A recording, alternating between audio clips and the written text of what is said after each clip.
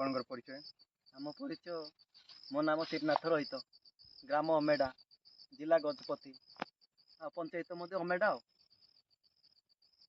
ତାପରେ ଏଇ ଗଛ ଯେତେବେଳେ ଛୋଟ ଛୋଟ ହେଇଥିଲା, ବୁବିଟା ସାର ଦେବାକୁ ଟିକେ ମିକ୍ସ କରିଦେଲି, ଯେଉଁ DAP ୟୁରିଆ ମିକ୍ସ କରିକି ବୁବିଟା ଦେବାକୁ ଭଲ ଗଛଟା ଭଲ ସୁନ୍ଦର ରହିଲା।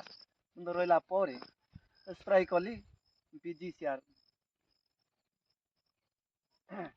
କ'ଣ ଗଛ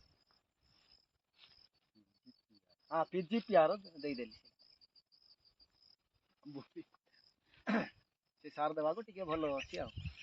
ଆପଣ ଶୁଣନ୍ତୁ, ଆମ ତରଫରୁ ଶୁଣନ୍ତୁ, ମୋର ନାମ ହେଲା ନୀଳକଣ୍ଠ ବଡ଼ମୁଣ୍ଡି। ଏ ଏରିଆରେ ଯେଉଁ ପ୍ରତ୍ୟେକ ଚାଷୀଙ୍କୁ ସୂଚନା ଦେବା ପାଇଁ ଗୋଟେ କମ୍ପାନୀ ନାଁ ହେଉଛି AWPL, ହେଉଛି ଡାଇରେକ୍ଟ ସେଲର।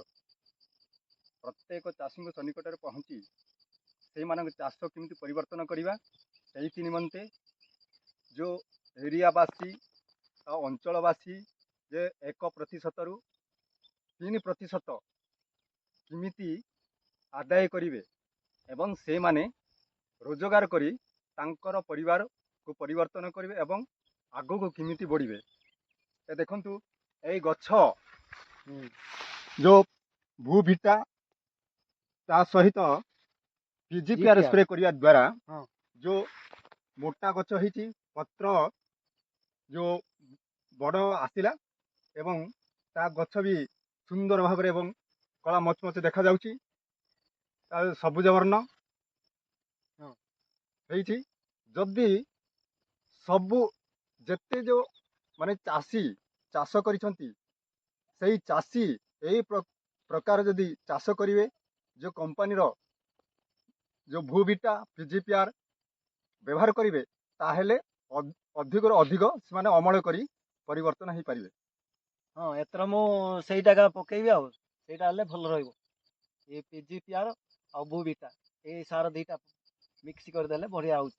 ଏଇଟା ସବୁ ଜାଣିନଥିଲି ମୁଁ ତ। ଆପଣ ବ୍ୟବହାର କରିକି ଯେଉଁ ଜାଣିଲେ, ଆପଣଙ୍କ ପରି ଯେଉଁ ଚାଷୀ ଅଛନ୍ତି ଆପଣଙ୍କ ଗ୍ରାମରେ ବା ଆପଣଙ୍କ ଏରିଆରେ,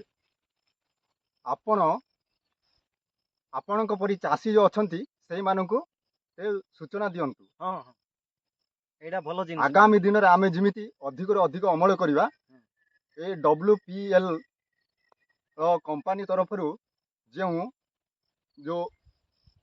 ବ୍ୟବହୃତ କୃଷି ଜୈବିକ ଗୁଡ଼ିକ ଆପଣ ବ୍ୟବହାର କରିବା ପାଇଁ ସୂଚନା ଦେବେ। ହଁ, ଏଇଟା ତ ଭଲ, ସବୁ ଭଲ କଥା ନା। ତାପରେ ଦେଖନ୍ତୁ, ଏ ପଡ଼ିଶା ଯେଉଁ ମକା ହେଇଛି, ସେ ମକା ଆପଣମାନେ ଦେଖନ୍ତୁ। ଏଇଟା ଆମର